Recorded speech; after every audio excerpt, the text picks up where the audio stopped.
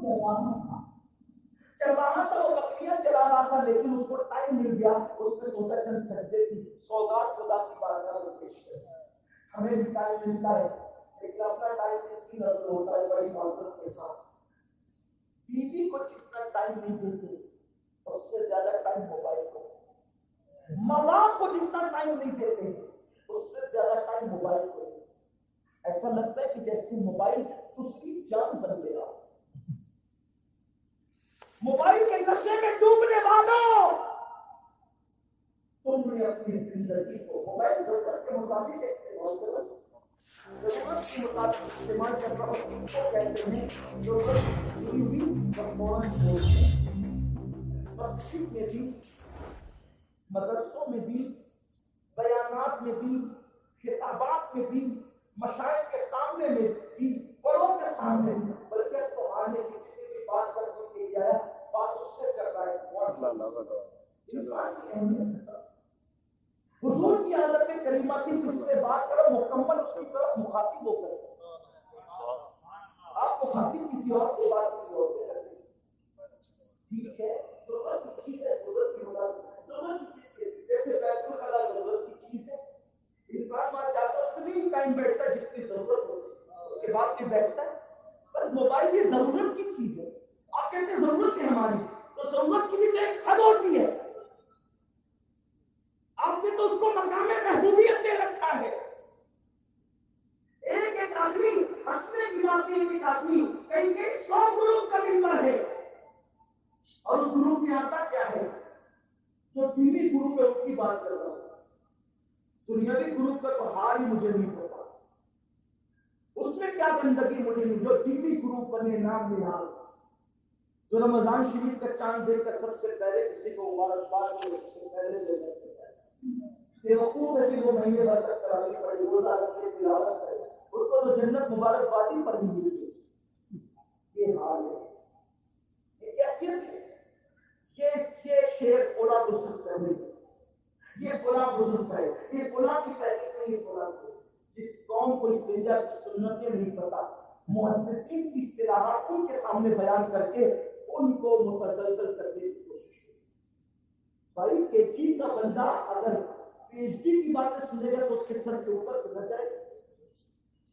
یہ ساری چیزیں آپ ہی کو پتا چلی، آج ہمارے بزرگوں کو نہیں پتا تھی، ہمارے اسلاف کو نہیں پتا تھی۔ انہوں نے کیوں ان باتوں کا ذکر قوم کے سامنے نہیں کیا؟ کیونکہ جانتے تھے کہ کے جی کے بچوں کے سامنے پی ایچ ڈی کی کتابوں کے ابواب بھی کھولے جائیں۔ آج ہمارا جوان کنفیوز ہو چکا ہے صرف یہ واٹس ایپ کی وجہ سے، کہ جائیں کس کے ساتھ، رہیں کس کے ساتھ، بیٹھیں کس کے ساتھ، کوئی رہی نہیں گیا ہے جو کسی کی نظر میں معتمد اور معتبر۔ ایک بندے کو جو معتمد مانتا ہے دوسرا اس پر حملہ کرتا ہے، تیسرے کو جو معتبر مانتا ہے پہلا اس پہ حملہ کرتا ہے۔ شخصیات کوئی تو ہوگی جہاں جا کر کے آپ رکیں گے، کوئی نہیں بچا۔ اکابرین کی عظمت مجلو، علماء سادات کی عظمت مجلو، یہ سب کچھ واٹس ایپ پر ان نام نہاد مذہبی گروپ پر ہو رہا ہے جہاں پر عزتوں کے ساتھ کھلواڑ ہو رہا ہے۔ جبکہ میرے نبی صلی اللہ علیہ وآلہ وسلم نے ارشاد فرمایا تھا کعبے کا طواف کرتے کرتے، اے کعبہ تو بڑا افضل و اشرف ہے، اگر کان کھول کر کے سن لے تجھ سے زیادہ عزت والا میرا ایمان والا امتی ہے۔ سبحان اللہ، سبحان اللہ،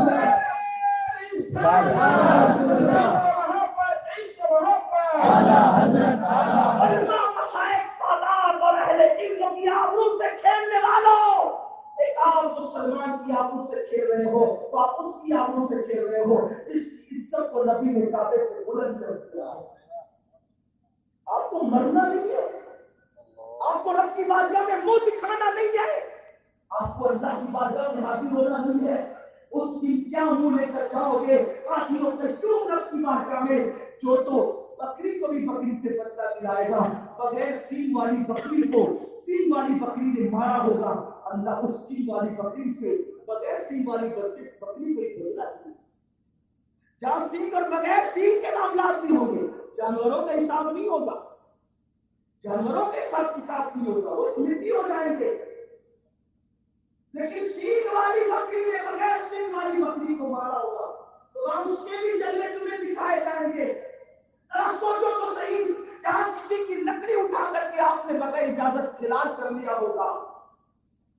تقریب کا بغیر اجازت خلال کرنے کے بارے میں آپ سے پوچھا جائے گا. کسی کی آنگن کی مٹی کو ہاتھ لگا کر اپنے ہاتھ دھونے میں استعمال کر دیا ہوگا, اس استعمال کی مٹی کے بارے میں آپ سے پوچھا جائے گا. یہ جو واٹس ایپ پہ لوگوں کی آنکھوں سے کھلواڑ کر رہے ہو, اس بارے میں تم سے کوئی حساب نہیں. میرے امام نے کہا تھا اس بلا کی میں سے سرشار ہم ابتلا ہوتے ہوشیار. آج یہاں جو چاہے چکی باتیاں کر لو, اللہ کے یہاں چکی باتیاں نہیں چلے گی. وہاں ڈگری دیکھ کر حساب نہیں ہوگا, وہاں تو اعمال دیکھ کر سبحان اللہ. وہاں تو اعمال دیکھ کر حساب ہوں گے. اعمال نامہ تمہارے ہاتھ میں دیا جائے گا اور کہا جائے گا کتنا بڑا کام ہے. ہم نے سیدنا فاروق اعظم کی زندگی میں دیکھا, ایک بار ہاتھ کے نیچے کرسی ہو گئی, کسی نے پوچھا کہ ہوا کیا, تو کہتے ہیں ہاتھ کے نیچے کرسی ہو گئی. کہنے والے نے کہا بغل میں کرسی ہو گئی, یہ کیوں نہیں کہتے؟ تو فرمانے لگے جو کہتے ہیں وہ لکھا جا رہا ہے اور اللہ کی بارگاہ میں پڑھنا بھی ہوگا. تو جو تم یہ بغل کی بات کر رہے ہو, اگر میرے منہ سے بغل نکلا ہوتا, انہوں نے کہا کہ نیچے کا صرف سمجھانے کے لیے اگر بغل نکلا ہوتا تو رشتے اس کو بھی لکھا ہوتا. اور اللہ جب کہہ رہے تیرا کتاب پڑھ, تو اللہ کے سامنے بغل پڑھتے ہوئے شرم آئے. کیا کر رہے ہیں؟ اگر اللہ کا صحیح معنی میں خوف ہوتا, قوم کی یہ حالت نہیں ہوتی جو آج ہے. غربت کی چکی میں تم نہیں پھستے, اس لیے کہ اللہ کا ارشاد ہے جو اللہ سے ڈر کر گناہ چھوڑ دیتا ہے, اللہ اسے ایسی جگہ سے رشتہ کرے گا. اس کا قرآن سبحان اللہ. السلام کے دیوانوں کو سلام خدا کے لیے صحیح معنی میں اللہ سے ڈرو. امام غزالی سے پوچھا گیا اللہ سے ڈرنے والے کی علامت کیا ہے, تو فرماتے ہیں جس چیز سے تجھے اللہ نے روک دیا وہاں تجھے اللہ نہ دیکھے, اللہ تجھے وہاں نہ دیکھے, اسی کو اللہ کا ڈر کہتے ہیں, اسی کو اللہ کا خوف کہتے ہیں. تو اب یہ کر رہا تھا سیدنا فاروق اعظم نے دیکھا ایک بندہ مصلی بچھا کر نماز پڑھ رہا ہے, درخت کے نیچے بکریاں چل رہی ہے. دل خوش ہو گیا, سوچا کہ بعض نمازی ہے کیا واقعی سچا نمازی ہے, اس لیے کہ جس کی نمازیں سچی ہوتی ہے وہ گناہ نہیں کرتا, اللہ سے ڈرتا ہے. نماز دل میں اللہ کی خشیت پیدا کرتی ہے, لیکن آج تو نمازیں بھی معاذ اللہ جان میں پھنسانے کا ذریعہ بن چکی ہے. الیاذ باللہ. اللہ اللہ میرے نبی نے فرمایا صلی اللہ علیہ وسلم کہ جو نماز انسان کو گناہ سے نہیں روکتی, وہ نماز انسان کو اللہ سے دور کر دیتی ہے. اللہ ہمارے حال پہ رحمت فرمائے. فاروق اعظم نے سلام کیا, وہ نمازی سچا تھا, اس نے جلدی سے سلام کیا, نماز مکمل کی. فاروق اعظم نے سلام کا جواب دیا. فاروق اعظم سے پوچھا اے نبی مسافر بات کیا ہے؟ فاروق اعظم نے فرمایا میں بھوکا ہوں, مسافر ہوں, مجھے دودھ کی ضرورت ہے, بکریوں کا دودھ دھو دے اور مجھے دے دے اور جو قیمت کو دے دے. اس جوان نے کہا اے مسافر میں بکریوں کا چرواہا ہوں, بکریوں کا مالک نہیں ہوں, اس لیے بکریوں کا دودھ دھو کر کے بیچنا میرے اختیار میں نہیں ہے. میرے مذہب میں اتفاق کیا گیا ہے کہ جس کا میں مالک ہی نہیں ہوں میں اس کو بیچ کیسے سکتا ہوں؟ نہ مالک ہوں نہ معذور ہوں, نہ مجھے اجازت ملی ہے, یہ میری ملکیت ہے, اس لیے میں بیچ نہیں سکتا. اللہ سے فاروق اعظم کر کے خوش ہوا. حضور کے وصال کے بعد آج بھی مسلمانوں کے اندر اصلیت موجود ہے, ایمانیتی موجود ہے. فاروق اعظم نے سوچا چند سکوں پہ نہیں بکتا, وہ چند پہ نہیں بکتے, وہ بڑوں پہ بک جاتے ہیں. اس لیے کہ انسان جب اپنے آپ کو بہت بڑا سمجھتا ہے تو سستے میں نہیں کچھ مہنگا بکتا ہے. یاد رکھنا کوئی کتنا بھی مہنگا بکے, بکنے والی چیزوں کی قیمت نہیں ہوا کرتی. اس لیے مسلمان کو یا قدرت کے سوا کوئی خرید نہیں سکتا یا مصطفیٰ کے سوا کوئی بیچ نہیں سکتا. مسلمان وہ ہوتا ہے کہ بازار محمد میں خریدار ہوتا ہے اور خدا بھی قیمت کیا لگاتا ہے. ان اللہ اشتری من المؤمنین انفسهم واموالهم بان لهم الجنہ. اللہ نے اپنی مخلوق کے سب سے قیمتی جس جنت کو بنایا ہے وہ دے کر اللہ مومنوں کی جان کو خریدا. سبحان اللہ. مسلمان بک رہے, بازار میں بک رہے, بڑی معذرت کے ساتھ نعتیں بک رہی ہے, خوبصورت آوازیں بک رہی ہے, تقریریں بک رہی ہے, مختلف بک رہے, بڑی معذرت کے ساتھ میں اللہ کسی ذات کو ذہن میں ٹارگیٹ لے کے تقریر کرنے کو قیمت سمجھتا ہوں, لیکن ایک جنرل بات کر رہا ہوں. بکی ہوئی تقریریں کیا انقلاب پیدا کر سکتے ہیں؟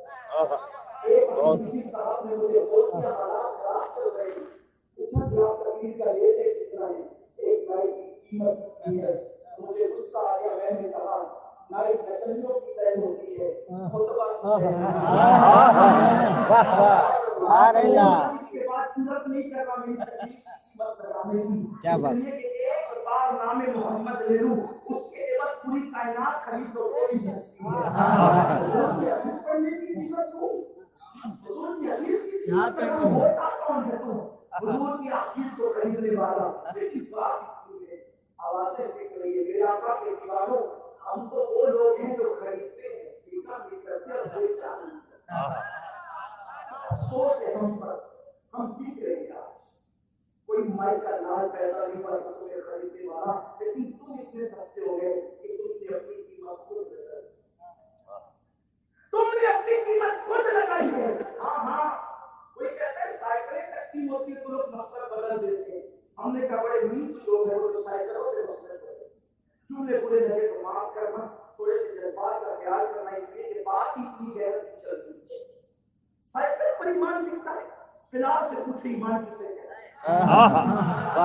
अगर चांद ने कभी ईमान बचा लिया तो भी सस्ता सौदा,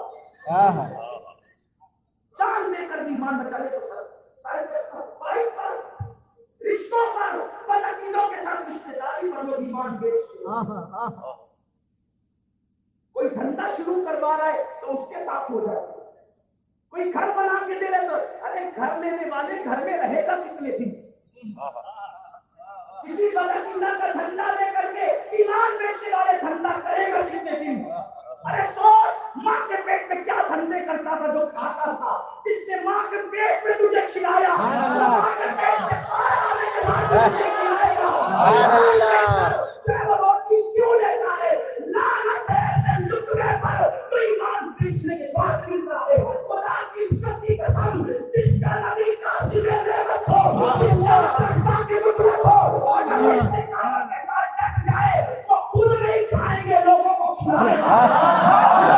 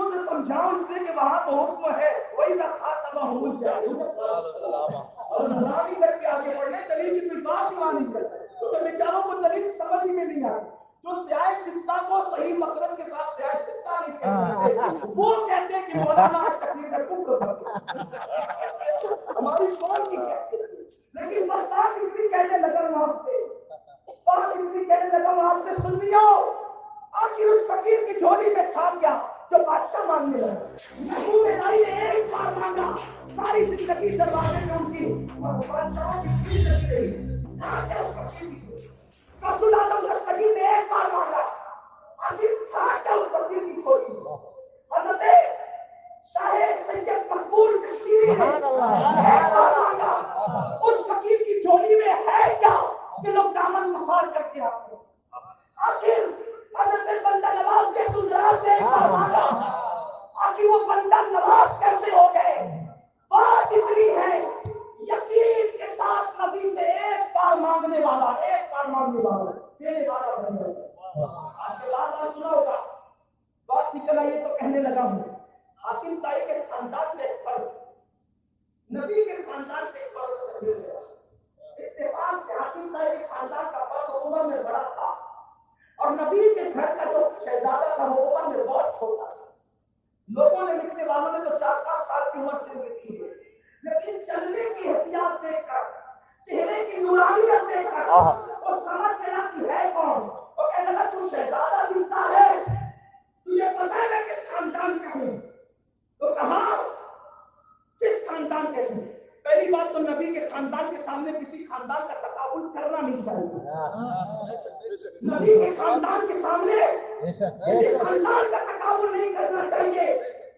صرف وہ نبی کا خاندان ہے جن کے گھر میں آئے فقیر نازل ہوئی وہ نبی کا گھر ہے جن کے گھر میں اجازت کے بغیر جبریل نہیں آتے جن کے گھر میں بے اجازت جبرائیل آتے نہیں ازوالے جانتے ہیں پریشانے ہیں پڑھ کے کہہ دوں جس خاندان کو بھی عزت ملی ہے نبی کے خاندان کے صدقے میں سبحان اللہ سبحان اللہ سبحان اللہ اس لیے کہ آلے نبی بولتے کم ہیں لیکن جب بولتے ہیں تو کہتے ہیں کہ 100 سنار کیے تو علی کا گھر بھی کیا کرے کہ اس گھر کا ہر ایک بچہ جہاں پیدا ہوا شیر خدا معلوم نجب کی قید نہیں ہے جہاں پیدا ہوا شیر خدا معلوم ہوتا ہے اس نے کہا کس خاندان کو پتہ ہے بولیے کس خاندان ہے تو میرا دادا حاتم بھائی تھا اور اتنا سخی تھا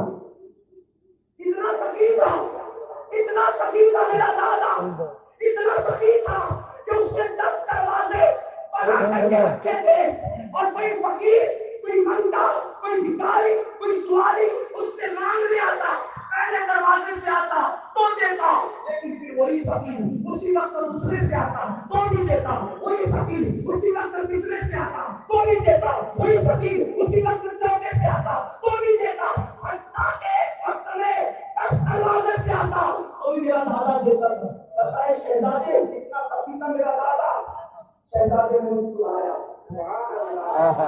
فرمایا یہ کوئی سخاوت ہوئی ارے یہ تو فقیری ہے فقیری جس کو تم سخاوت کرنا کیوں ایک مرتبہ میں اتنا نہیں دیا کہ دوبارہ مانگنے کی ضرورت پڑ گئی دوسرے میں اتنا دیا کہ ضرورت پوری ہو جاتی تیسرے سے مانگنے کی ضرورت پڑ گئی اب اصول میں اس خاندان کا ہوں جس کے لیے قدرت نے کہا محمد سائرہ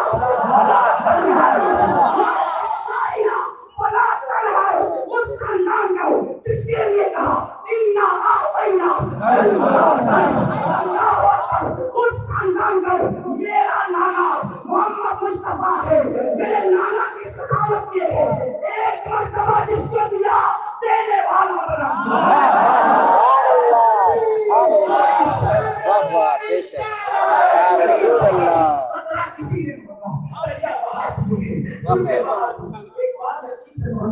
سبحان اللہ نبی سے دور ہو گئے ہو تم اپنی آقا سے دور ہو گئے اس زبان میں کنارے لگ رہتی ہو اس زبان کے کنارے دل تو لگاؤ ان سے جن کا دل ان سے لگتا ہے کہ وہ لڑتا نہیں پھرتا بلکہ ملنے کی بات کرتا ہے. بے شک بے شک. جن کا دل ان سے لگتا ہے کہ وہ اتنا سوچتا ہے محبوب کا دل نہ دکھے. ارے جن کا دل ان سے لگتا ہے وہ کسی سنی کو بے وقوف کہنے سے پہلے 50 بار سوچتا ہے کہوں گا کس کو، ان کو برا لگ گیا تو میرا اس لیے کہ محبوب کو زندہ مانتا ہے. یہ تمہاری اپنی فکریں ہیں. ذات کے لیے انسان اور عاشق نہیں لڑا کرتے، ذات کے لیے تو کتے لڑا کرتے. کتوں کا کام ہے ذات کے لیے لڑنا. عاشقوں کی طبیعت نہیں ہے. عاشق کو تو محبوب کی محبت سے رابعہ بصری سے کس نے کہا تھا تو اتنی عبادت کرتی ہے شیطان تجھے ستاتا کتنا ہوگا. پلٹ کے جواب دیا کہ یار کی یاری سے فرصت نہیں، دشمن کی طرف دوست کی دوستی وقت دے رکھا ہے. وہ اس کو اتنا دلربا ہے، کیا بات وہ اس کو اتنا پیارا پیارا ہے کہ وہاں سے نظر ہٹائے تو کیسے ہٹائے، وہاں سے نظر ہٹائے تو کیسے ہٹائے. لوگ کہتے ہیں صدیق اکبر نبی کے قدموں میں تکتے ہیں. میں نے کہا کبھی فلسفہ سوچا؟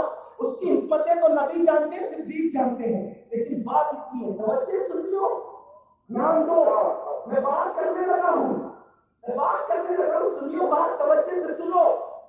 نبی سے جس نے ایک بار مانگا حضور کے ہمیشہ کے لیے اس کو دیا. جو صدیقہ کا بھی نبی کے قدموں میں سو گیا نا، اس کی حکمتیں تو وہ جانے ایک بار آپ نے جو سمجھا ہوگی. ایک بار صدیق سے پوچھا تھا ابو بکر تجھے پسند کیا ہے؟ تو کیا کہا؟ النظر الی وجه رسول اللہ. نگاہیں میری ہو، چہرہ نگاہیں میری، چہرہ آپ کا. حضور نے اتنا دیا کہ قبر میں اپنے بازوں میں سلایا. ابھی آپ نے سوچا کیسے سوئے؟ نبی کا مزار ہے، روح حضور کا کعبے کی طرف ہے، اور صدیق کا مزار ہے اور حضور کا رخ کی طرف ان کا رخ ہے، یعنی کعبے کی طرف. یعنی آج بھی حضور نے ابو بکر کو اتنا دیا، کہا تھا نا کہ نظریں میری اور چہرہ آپ کا ہو.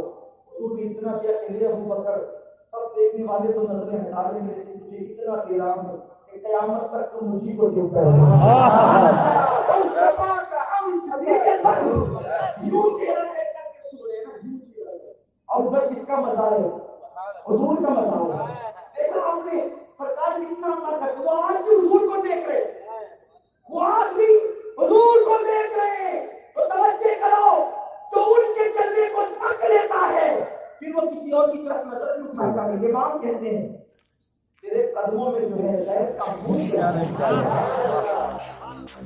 اور نسلوں پہ چلے دیکھ کے تلوار سے آواز نکل گئی. سیدنا فاروق اعظم نے سوچا کم پہ نہیں بکتا، دودھ کی قیمت پہ نہیں بکتا، بڑا آفر کرو، آفر بڑا کرو.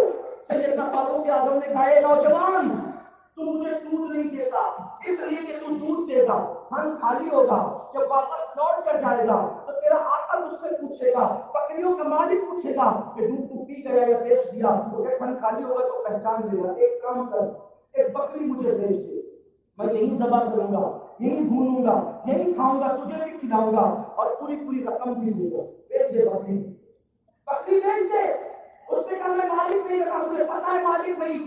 جانا اور جا کر بکریوں کے مالک سے کہہ دینا کہ بکری کو بھیڑیا کھا لو. یہ واقعات تو جنگل میں روز ہی ہوتے رہتے ہیں.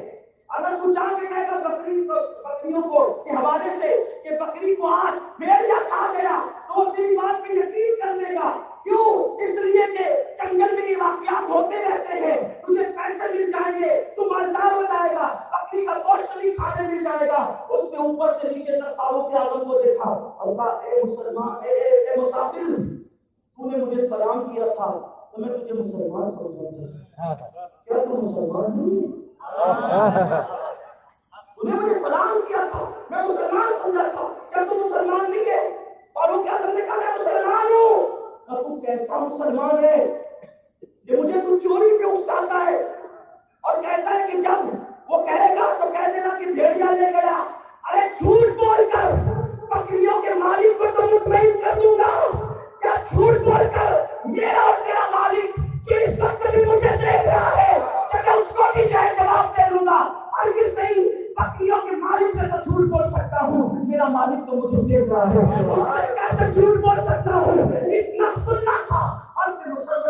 فاروق اعظم نے سینے سے لگا لیا اور سینے لگا کر کہتے ہیں جوان جب تک تم جیسے جوان امت محمدیہ میں موجود رہیں گے اس وقت تک امت محمدیہ کو کوئی مٹا نہیں سکتا.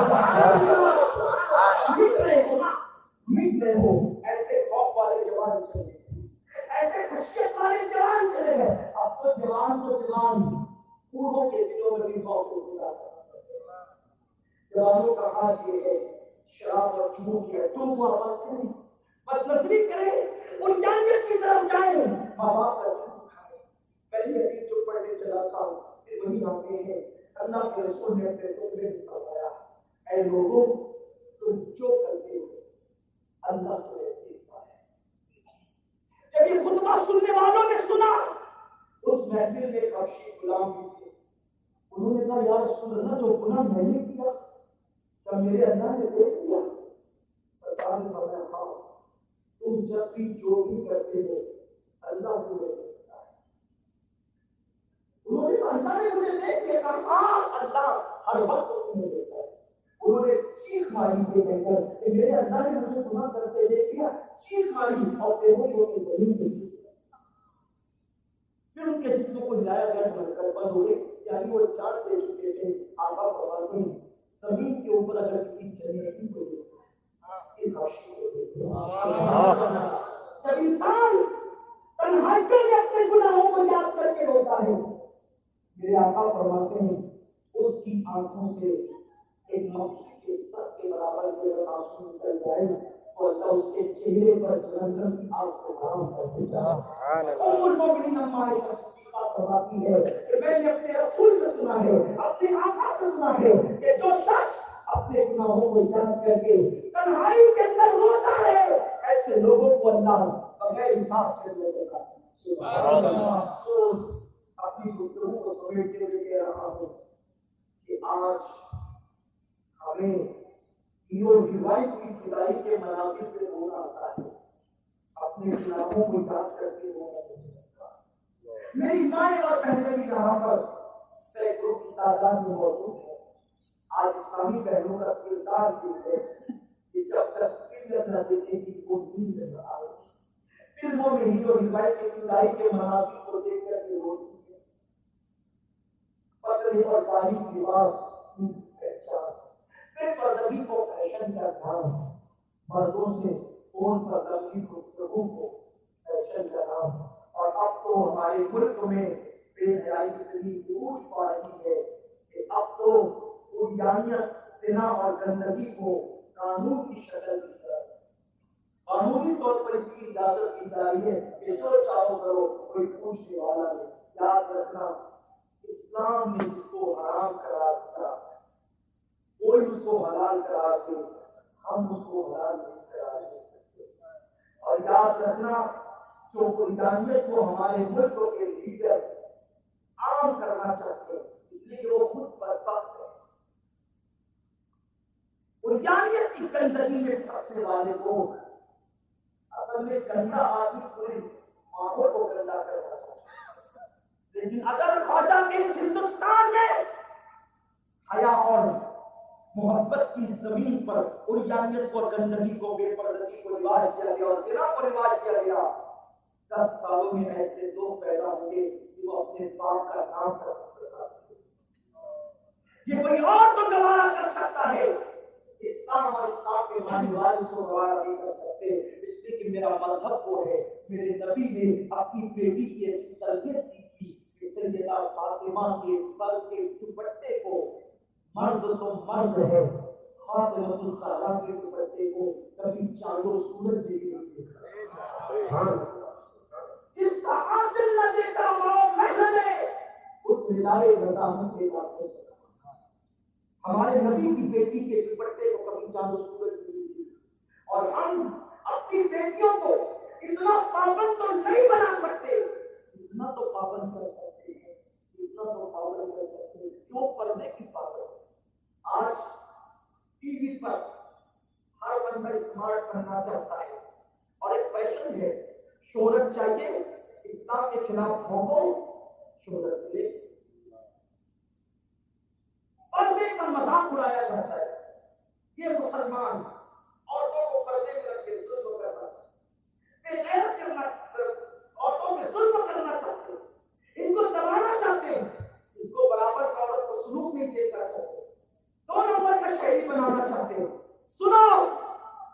ہم عورت کو پردے میں رکھ کر اس کو کبھی دبانا نہیں چاہیے. ارے جس کے قدموں میں ہماری جنت ہو ہم اس پہ ظلم کیسے کر سکتے ہیں؟ اسلام نے عورت کو جو مقام دیا ہے کوئی اس کا تصور نہیں کر سکتا. ہمارے یہاں عورت اگر پیدا ہو رہی ہے تو اس کو بیٹی کا نام دیتے ہیں.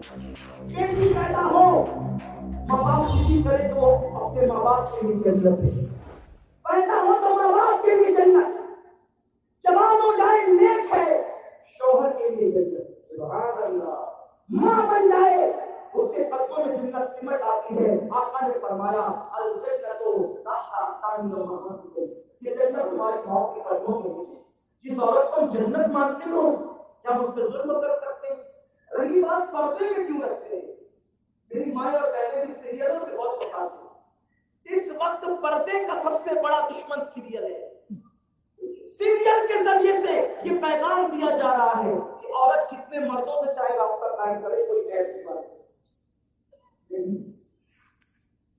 یہ بدکار عورتیں تو سوچ سکتی ہے, نیکوکار عورتیں کسی مذہب کی بھی عورت اگر اس میں تھوڑی بھی حیا ہے وہ یہ نہیں سوچ سکتی. مسلمانوں کی عورتیں تو بڑی باحیا ہے اس لیے کہ ان کو سیدہ فاطمہ کی چادر کا سر کر دیا.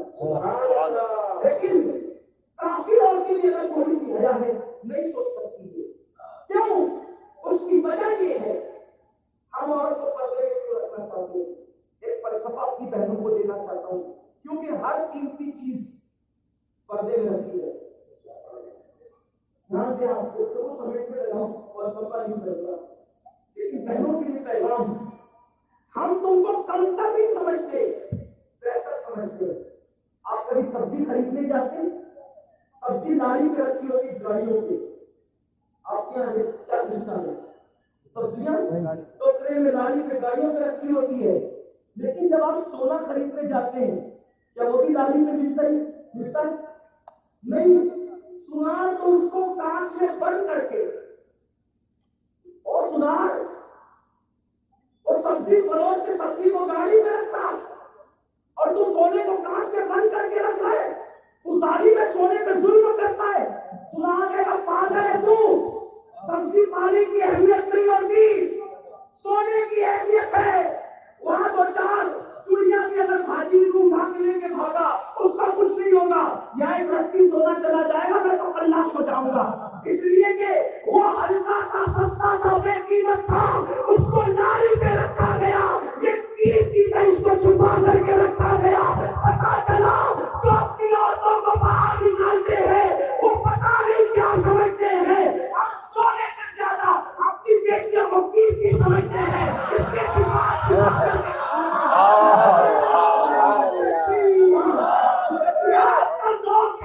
ہمیں کتنی گالیاں تو نیوز چینلوں پہ.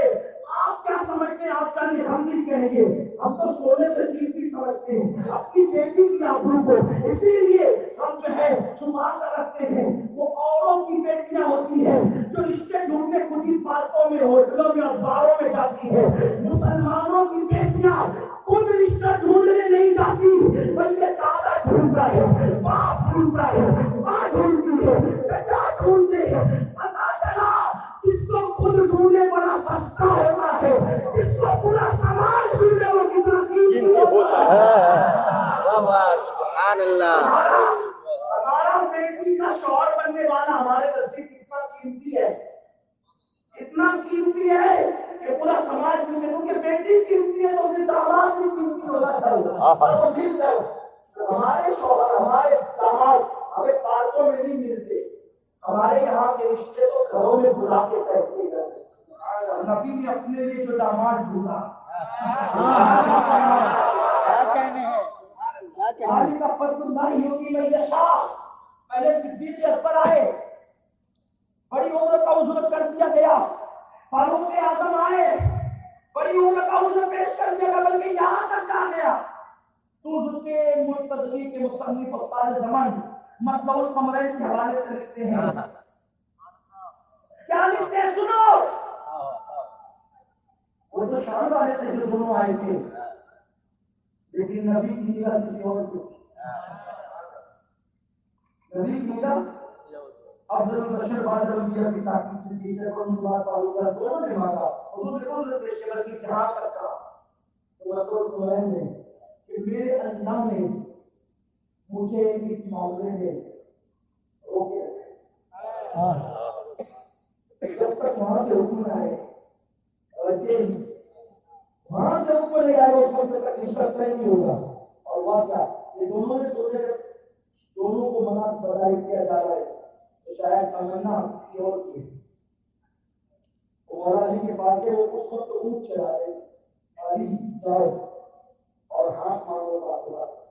عرض کیا کہ جب دونوں کو رسائی کر دی گئی میں میرے پاس تو خود کا گھر بھی نہیں چاہے تو صحیح گئے بیٹھے کیوں آئے ہو آئے ہو لیکن کہنے کی ہمت نہیں کیوں آئے ہو آیا ہوں لیکن کہنے کی ہمت نہیں. اتنے میں وہی کے آثار صحیح ہوئے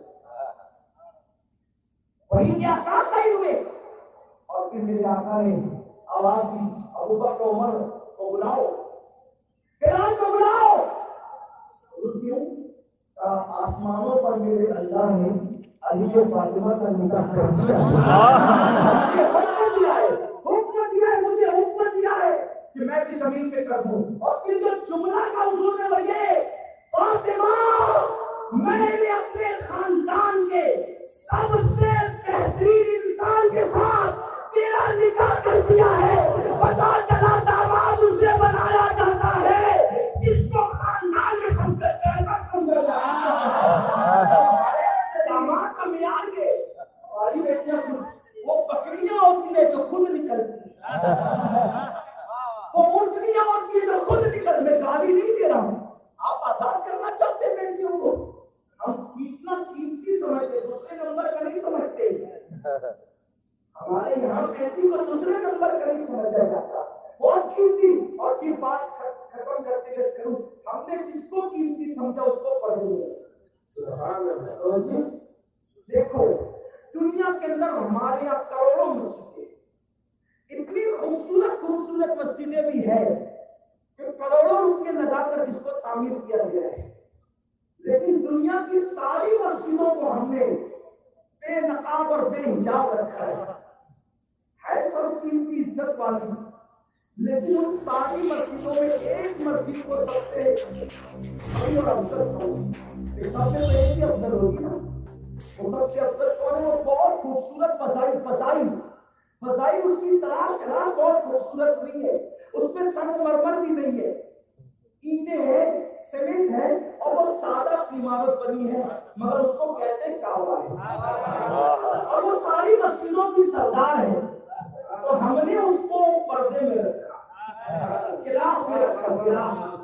کیوں گلاف اس لیے رکھا کہ وہ ساری مسجدوں سے افضل ہے.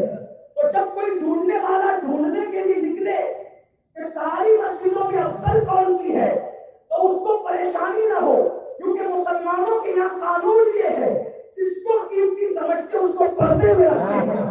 ساری مسجدیں بے پردہ جس کو پردے میں رکھا وہ ساری مسجدوں سے قیمتی ہے اس لیے اس کو پردے میں رکھا.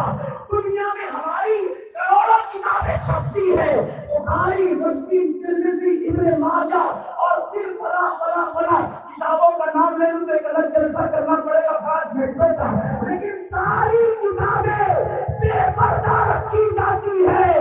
ان ساری کتابوں میں سب کو قیمتی جس کو سمجھتے ہیں وہ قرآن ہے اس کو جزدان پردے میں رکھا جاتا ہے. بچے کو بتانے کی ضرورت نہ پڑے کہ سب سے زیادہ قیمتی کون سی کتاب ہے جس کو پردے میں دے کر سمجھ گیا کہ قانون ہے جس کو قیمتی سمجھتے اس کو پردے میں رکھتے ہیں. تو جزدان کے علاوہ ہے وہ سب بات کی ہے جو پردے میں ہے وہ سب سے قیمتی کتاب قرآن ہے. اس کے بعد دیکھیں مسلمانوں کی کروڑوں اربوں خربوں قبریں ہیں وکیل قبریں ہیں معلم قبریں ہیں بطاح کی قبریں ہر جگہ قبریں. لیکن ساری قبریں ہم نے بے پردہ رکھا ہے. جس قبر کو قیمتی سمجھتے ہیں اس میں خلاف ڈال کر قبروں سے کپڑے ہم نے نہیں ہٹائے ہیں. جب تک ہماری حکومت کی ہم نے وہاں بھی ڈال کے رکھا تھا. آپ دیکھو کی تو پتا چلا ہر مسلمان ہر جگہ جا کے فاتحہ نہیں پڑھتا. ننگی قبریں دیکھی تو سمجھ گئے کسی مسلمان کی ہے. ہو سکتا ہے شرابی کی بھی ہوگی, زانی کی بھی ہوگی, آوارہ کی بھی ہوگی, جس کی ہوگی جس کی ہوگی. اس لیے ہر آدمی وہاں جا کر نہیں کہتا کہ حضرت کے لیے دعا کرو. کیوں؟ اس لیے کہ بے پردہ قبر دیکھ کر سمجھ گیا ہے مومن کی, لیکن کی کوئی اور ہے. جا کے راستے کا جھکا سلام علیکم میری دعا کر. پتا چلا تو قبریں قیمتی تھی, وہ بھی قیمتی ہے, لیکن جو عام قبریں تھی اسے بے پردہ رکھا. جو قیمتی تھی اس نے پردہ ڈال کے بتا دیا کہ قیمتی ہے. بس پاک کی قبر پہ کپڑا, رسول پاک کی قبر پہ گرا, مکتوب پاک کی قبر پہ گرا, کمبل پوش کی قبر پہ گرا, سارے اولیاء کی قبر پر گرا, کیونکہ قیمتی اس کے پردے میں ہے. ساری مخلوق کو بے پردہ کیا. جانے توجہ ہے جانے نہیں ہے. پھر سنیے, جس کو بنایا بے پردہ بنایا, بے پردہ بھیجا. میں کسی کی بے عزتی نہیں کر رہا ہوں. اللہ کی ہر مخلوق عزت والی ہے, لیکن پوری مخلوق میں جو سب سے قیمتی تھا, پوری مخلوق میں جو سب سے قیمتی تھا, اس کو بے پردہ نہیں بلکہ اپنی غیرت کے 70,000 پردے پیش کیا. شاہ ولی اللہ پورے زمین میں لکھتے ہیں, پورے زمین میں کہ میرے ابا نے شاہ عبد الرحیم نے رسول پاک کو خواب میں دیکھا. پوچھا آقا, وہ جناب یوسف کو دیکھ کے بے ہوش بھی ہوتے تھے, مر بھی جاتے تھے. یوسف کا حسن آپ سے زیادہ ہے, کیونکہ آپ کو دیکھ کر نہ کوئی بے ہوش ہوتا ہے نہ مرتا ہے. ان کو دیکھ کے مرتے تھے, بے ہوش ہوتے. کیا آپ کا آپ سے زیادہ آپ کے پاس حسن ہے؟ میرے آقا نے کہا عبد الرحیم سن, میرا حسن کا ایک حصہ, صرف ایک حصہ, میرے حسن کا ایک حصہ یوسف کو دیا گیا. ایک حصہ یوسف کا, حضور جس کو ایک دیا گیا اس کو تو دیکھ کے مر گئے, بے ہوش ہوتے, اور آپ کو پورا پورا دیا گیا. پھر یہاں ارشاد ہوا ان کو بے پردہ بھیجا, ان کو بے پردہ بھیجا, اور اپنی غیرت کے 70,000 پردے ڈال کر مجھ پہ پردے ڈال کر بھیجے. اسی لیے تو مولا علی فرماتے ہیں حضور کو کسی بھی نہیں رسیہ اٹھا کر دیکھیں, سنت کی حدیث لکھی ہے, حضور کو کسی نے نہیں دیکھا. کیوں نہیں دیکھا؟ اس لیے کہ اللہ نے غیرت کے پردے ڈالے. ایک جھلک دیکھنے کی طاقت نہیں عالم کو, ایک جھلک دیکھنے کی طاقت نہیں عالم کو. وہ اگر جلوہ کرے کون تماشائی. صدیق اکبر نے دیکھا تو بھی پردے میں دیکھا, فاروق اعظم نے دیکھا تو بھی پردے میں دیکھا, عثمان غنی نے دیکھا تو بھی پردے میں دیکھا, مولا علی نے دیکھا تو بھی پردے میں دیکھا, اما عائشہ نے دیکھا تو بھی پردے میں دیکھا. یہاں رہے تو پردے میں رہے, اور وہاں ہے جسے لامردہ کہتے ہیں تو پھر بے پردہ گئے. امام اہل سنت پھر اس سے پردہ اٹھا کر بات کرنے لگے. کیا کہتے ہیں؟ وہی ہے افضل, وہی ہے باقی, وہی ہے ظاہر, وہی ہے باقی, اسی کے جلوے, اسی کے جلوے, اسی سے ملنے, اسی سے اس کی طرف ہے. یہ حضور کی شان ہے. تو جس کو مخلوق میں سب سے قیمتی بنایا اس کے پردے لگے. عورت کو پردے میں اس لیے رکھتے ہیں کہ ہمارے لیے قیمتی ہو. کتنی قیمتی ہے پتہ ہے؟ اگر جنت میں نہیں ہو تو جنت میں ہی مانگتے ہیں کہ اللہ بیوی کو. جس کو بیوی کی قدر نہیں ان کو ہوش میں آنا چاہیے. جس کو بیوی نہ ملے جنت کی نعمت کو ادھوری محسوس کرتا ہے. اور میں اور آپ نہیں اپنے ابا کی بات کرنے لگا ہے. حضرت آدم کے سامنے حوریں بھی تھی, غلمان بھی تھے, مہریں بھی تھی, کھانا پینا سب تھا. آدم نے کہا اللہ کوئی میری طرح تو دے, بیوی مانگا, جنت میں بیوی مانگا. ارے جنت میں بیوی نہ ہو تو آدم مانگتے ہیں, گھر میں بیوی نہ ہو تو گھر چمنستان کیسے ہو سکتا ہے؟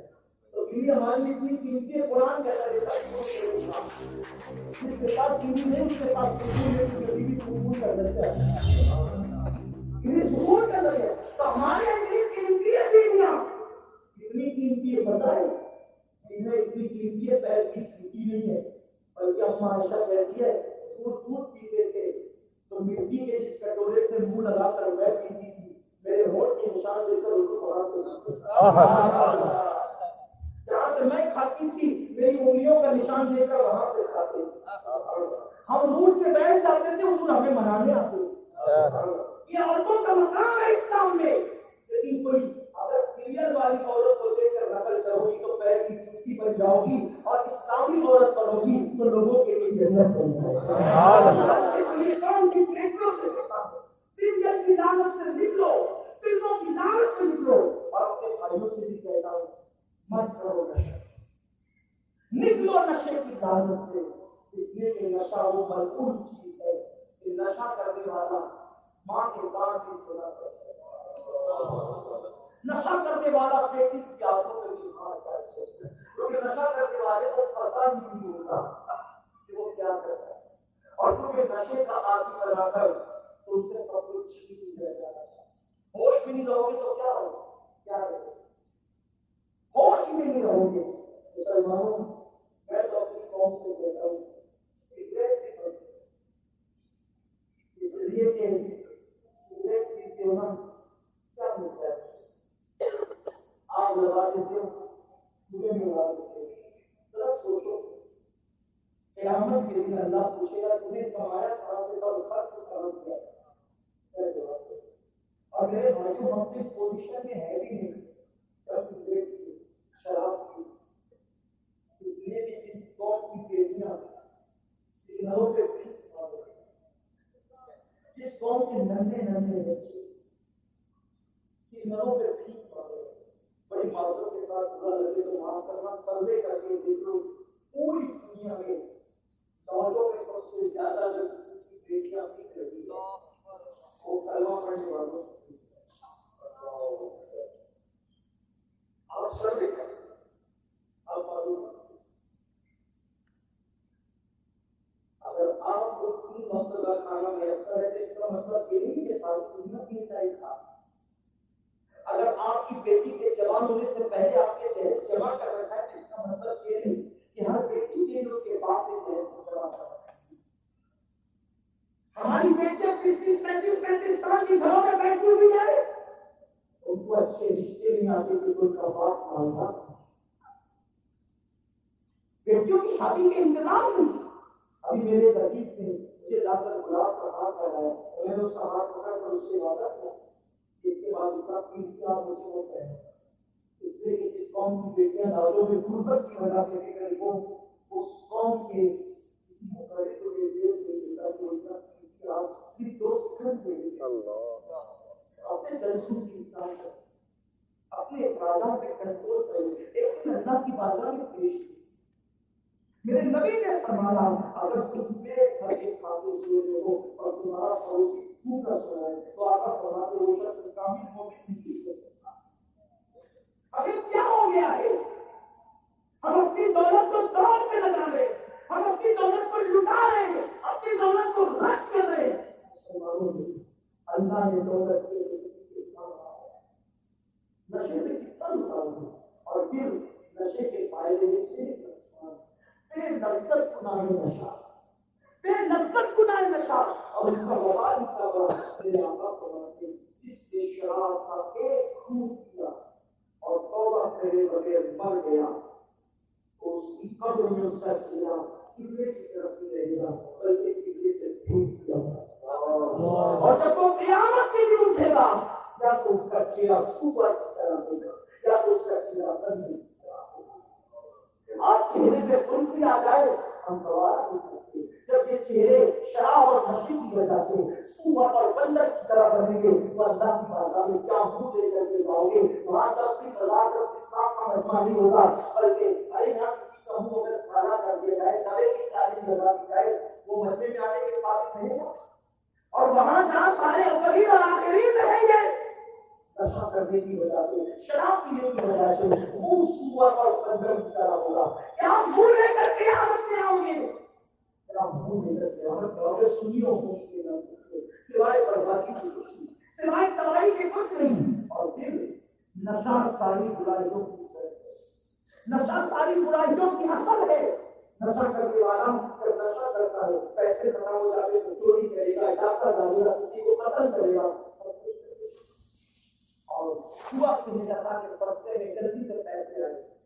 جوا تو وہ بلا ہے کہ فرمایا گیا کہ جوئے کی آلات اگر دیکھنے کے لیے کوئی صرف اپنے ہاتھ میں لے تو قیامت کے لیے وہ اس حالت میں اٹھے گا کہ اس کے ہاتھ سور کے خون میں رنگے ہوئے. قیامت میں سب حضور سے مسافہ کرنے کی سعادت حاصل کرتے رہیں گے. وہ لوگ کم نصیب جس کے ہاتھ چوہے کی وجہ سے سور کے خون میں رنگے ہوں گے وہ مسافہ کر سکے. ابھی جلسہ ختم ہوگا, ممکن ہے علماء مشاہد سے آپ ملاقات کریں گے. اگر کسی کا ہاتھ کیچڑ میں بھرا ہو وہ لوگ سادات سے یا علماء سے مسافہ کرنے کی ہمت کر سکتا ہے. اگر پاک کیچڑ میں ہاتھ بھرا ہو تو علماء اور سادات سے آپ مسافہ کرنے کی ہمت نہیں کرتے. جوا کھیلنے کی وجہ سے یا جوئے کے آلات کی وجہ سے تمہارے ہاتھ جب سور کے خون میں لگے ہوں گے تو تم اپنے نبی سے مسافہ کر سکتے. اس لیے یہی توبہ کرو. موت کا وقت متعلق ہے. موت کا وقت کسی کو پتا نہیں ہے, کبھی بھی موت آ سکتی ہے. توبہ کو کل میں مت ڈالو, توبہ کو پرسوں میں مت ڈالو, صبح کی توبہ کو شام میں مت ڈالو, صبح کی توبہ کو دوپہر میں مت ڈالو. ارے کبھی بھی موت آ سکتی ہے, موت کا کوئی بھروسہ نہیں. آؤ آؤ, اللہ نے زندگی دی ہے, اللہ نے موقع دیا ہے, اللہ نے وقت دیا ہے. کوئی نمازی پن سے توبہ کر لو, نشے سے توبہ کر لو, چوہے سے توبہ کر لو, کسی عورت پر کوئی نظر اٹھائی ہے اس سے توبہ کر لو, کسی کا دل دکھایا ہے اس سے توبہ کر لو. ہاں ہاں, میرے اللہ کو توبہ بہت پسند ہے, میرے مولا کو توبہ بہت پسند ہے. میرا کریم فرماتا ہے ہم توبہ کرنے والوں کو اپنا محبوب بنا دیا کرتے ہیں. ہاں ہاں, بلکہ میرے آقا نے یہاں تک فرمایا ہر روز رات کے وقت اللہ اپنے رحمت والے در سے بزرگ کو پھیلا دیتا ہے اور فرماتا ہے اے رات کے پاپی صبح ہونے سے پہلے پہلے توبہ کر لے تاکہ میں تجھے بخش دوں. اس سے پہلے کہ میرے گناہوں کی خبر دوسروں کو ہو جائے آپ توبہ کر دو تاکہ میں تجھے معاف کر دوں. اور ہر صبح کو اللہ اپنے, ہر شام کو اللہ اپنے قدرت والے رحمت والے ہاتھوں کو پھیلا کے کہتا ہے اے دن پر گناہ کرنے والے آپ, اس سے پہلے تیرے گناہ کسی کو پتا چل جائے تو میری بارگاہ میں سچی توبہ کر دو تاکہ میں تجھے معاف کر دوں. سن لیو, آؤ کل میں مت ڈالو, پرسوں میں مت ڈالو, آج کی گھڑی کل میں مت ڈالو. آؤ آؤ سچی توبہ کر دو. جو گناہ سے پہلے کیا ہے میرے اللہ کو توبہ بہت پسند ہے. میرے بھائیوں, بلکہ توبہ اللہ کو اتنی پسند ہے کہ یہاں تک فرمایا گیا کہ اگر انسان پیدا ہو کے گناہ نہ کرتا تو اللہ ایک مخلوق ایسی پیدا کرتا جو پیدا ہو کر گناہ کرتی اور توبہ کرتی اور اللہ اس کو معاف کرتی.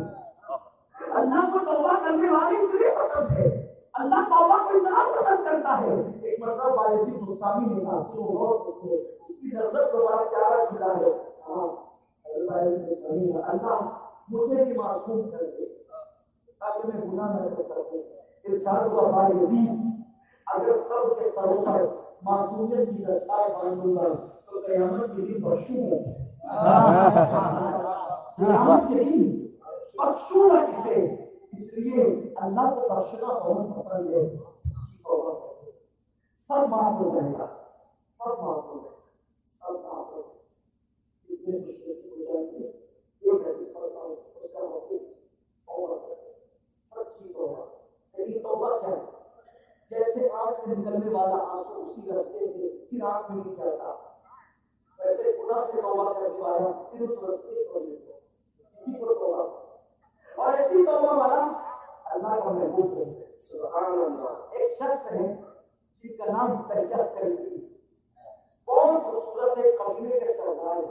حضور دعا کرتے اللہ اس کو ایمان کی دولت, بہت خوبصورت ہے, مالدار قبیلے کے سردار. آقا سے ملنے آئے, ان کو دیکھ کر حضور نے اپنی چادر بچھائی. میرے آقا کے اخلاق کیسے تھے کہ اس وقت وہ حالت ایمان میں نہیں تھے, کفر میں. حضور سے ملنے آئے تو حضور نے چادر بچھائی. لیکن تحیہ کا دل دعائے رسول کی وجہ سے بدل چکا. تحیہ نے وہ چادر اٹھائی, چوما سینے سے لگایا. حضور نے اس قابل نہیں کہ اس مقدس چادر کو صحیح ہے.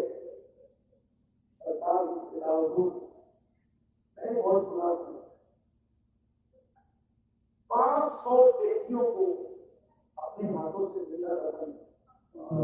ये कबीले का सरदार था जिसकी बेटी पैदा होती मेरे पास आती नहीं था। मैं तपन करता तो मेरी कौम की 500 बच्चियां मैंने जिंदा कर दी। उन्होंने इतना बड़ा गुनाह किया, अगर मैं ईमान को कबूल कर लूं तो तौबा कर लूं तो क्या? मां बोले उन्होंने कलमा पढ़ा, उन्होंने कलमा पढ़ा, क्या पढ़ा? ला इलाहा इल्लल्लाह मुहम्मदुर रसूलुल्लाह। जिब्रील आ गए, या रसूलल्लाह ये कलमा पढ़ा तो तहिया के सारे गुनाह माफ हो गए। ये कितना पढ़ने को? बोले ना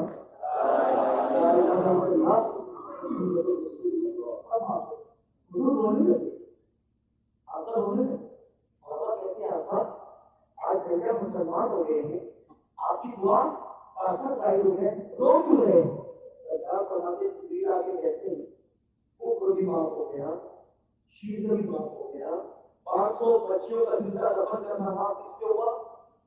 ला इलाहा इल्लल्लाह मुहम्मदुर रसूलुल्लाह। अरे एक काफिर ये कलमा पढ़ता है तो उसका इतना सब कुछ माफ हो जाता है।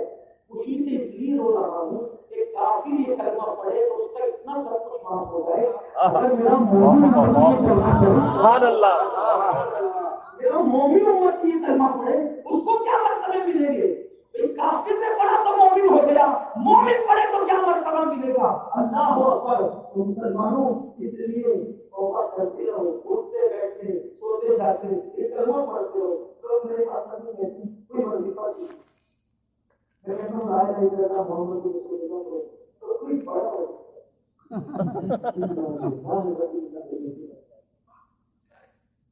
तो देख के पढ़ोगे मुश्किल लगेगा, वो आप उसको अक्सर सोचेंगे। हुजूर ने फरमाया आप इससे अक्सर कोई जिक्र है ही नहीं। आप वजीफे मांगते फिरते हैं, अल्लाह के रसूल ने इतना बड़ा वजीफा दिया। हज़रत मालिक बिन दिनार से एक राहिब ने पूछा जन्नत की कुंजी क्या है, जन्नत की चाबी क्या है? तो ला इलाहा इल्लल्लाह मुहम्मदुर रसूलुल्लाह। असल में कौन की बात ये हो गई है, ये मॉल के दौर के लोग हैं। मॉल के लोग फुटपाथ पर कोई चीज मिलेगी ना सस्ते में नहीं खरीदेंगे, मॉल में करोड़ों में मिलेगी ना वही चीज खरीदेंगे। मॉल के दौर के हैं आप मिलाने के लिए, समझाने के लिए। अगर कोई उल्टी सुल्टी पट्टी पढ़ा करके कहे अरबी फारसी ये वो सारी जबान मिलाकर ये पढ़ना बहुत वही पढ़ेगा। हुजूर ने बताया ला इलाहा इल्लल्लाह जबान के आसान है।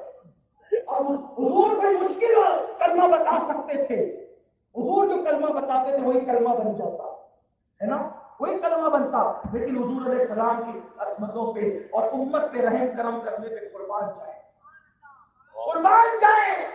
कि कलमा इतना आसान बताया कि बच्चा पढ़ना चाहे तो पढ़े, देहाती पढ़ना चाहे तो पढ़े, मर्द पढ़ना चाहे तो पढ़े, औरत पढ़ना चाहे तो पढ़े। और इस कलमे की शान ये है जब कोई ला इलाहा इल्लल्लाह मुहम्मदुर रसूलुल्लाह पढ़ता है तो अर्श पर जुम्बिश होने लगती है।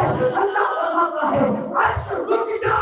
अब अर्श कहते हैं मौला आज एक बंदे ने कलमा पढ़ा कैसे रुकूं, उसे माफ किया जाए। अल्लाह का अर्श कहता है उसे माफ किया जाए। हुक्म होता है अर्श वो बाप में हिला शुरू हुआ, कलमा मुकम्मल नहीं हुआ था हमने उसके सारे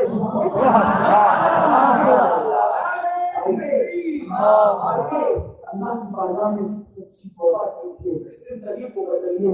अल्लाह ने आप सब का कबूल फरमाए और सब तौबा की तौफीक फरमाए और अल्लाह का खौफ सच्चा इश्क अल्लाह हमारे दिलों में पैदा फरमाए। अल्लाह अगर कोई गलती हो गई हो अल्लाह माफ फरमाए। आइए सब मिलकर अपने तमाम गुनाहों से तौबा करें। और कौन करना चाहता है? सुभान अल्लाह सुभान अल्लाह। बहुत सारे उलमा साहब को पढ़िए अस्तगफिरुल्लाह अस्तगफिरुल्लाह अस्तगफिरुल्लाह अस्तगफिरुल्लाह अस्तगफिरुल्लाह रब्बी मिन कुल्ली ज़ंबिन व अतूबु इलैह। मैंने अपनी सारी जिंदगी की गुनाहों से तौबा की, मेरी तौबा कबूल फरमाओ। ला इलाहा इल्लल्लाह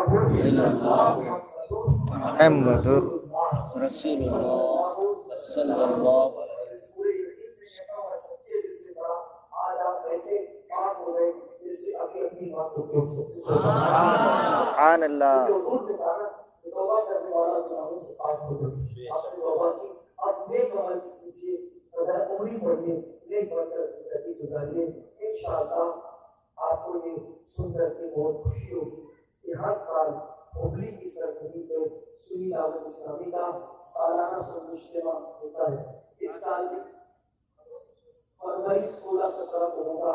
یہاں کے لوگوں سے میری گزارش ہے کہ کثیر تعداد میں آپ ہبلی کے اجتماع میں آئیں اور اپنی معلومات میں اضافہ کریں. اپنے علاقوں میں سنی دعوت اسلامی کی شاخیں پڑھانے سے شروع کریں. گناہ نہ کریں, گناہ کرنے بھی نہ دیں. جوان ہیں اپنی جوانی کا بھرپور فائدہ اٹھا کر نیک بنے, لوگوں کو نیک بنائیں. السلام علیکم.